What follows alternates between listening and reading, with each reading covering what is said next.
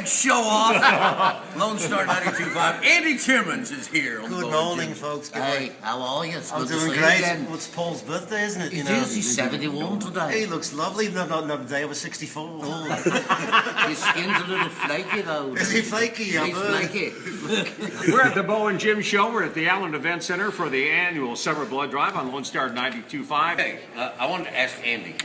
Yes, sir. You're not going to be able to be here for the Allen City Blues Festival because you're going to Hawaii.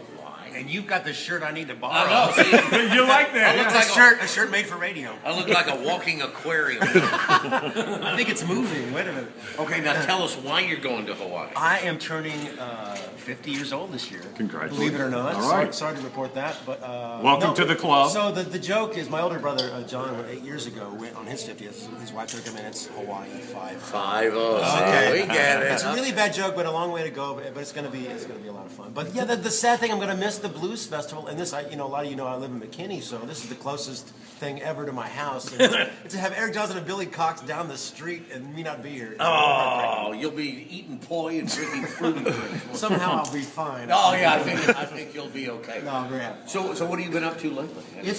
I've been traveling a lot. The Andy Timmons band did a lot of touring this year.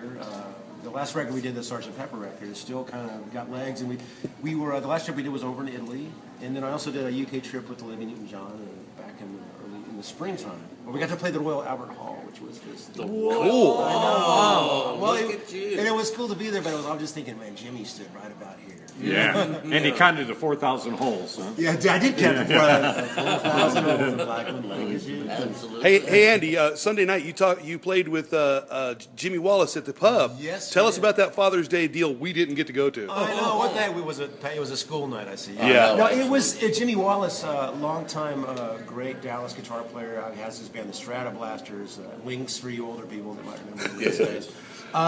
Just a longtime friend, and he's been playing at this little club in Frisco called The Pub. And he wanted to put together a show that night and asked if my band would play. And again, it's close to home. Yeah. You see how easily I'll say yes.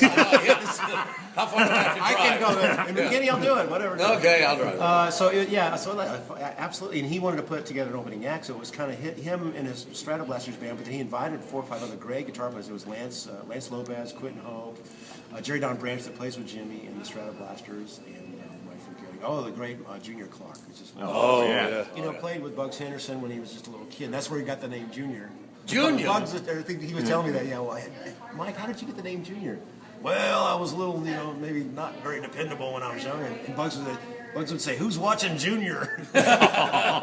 Those were the days. Those were the days. We miss Bugs. And you travel around the world and across the country. Sure. And somebody asked me to ask you, what do you think of the Dallas music scene? Do you think the Dallas music scene? Well, it's always been great. I mean, obviously, venues come and go depending on economy and trends, but there's never a shortage of incredible musicians. I mean, there's the draw of North Texas that draws a certain kind of musician there, but just the long-standing tradition of guitar in this area. When I got here, I moved here I went to school in Miami for a couple of years and ended up in Denton in 1985.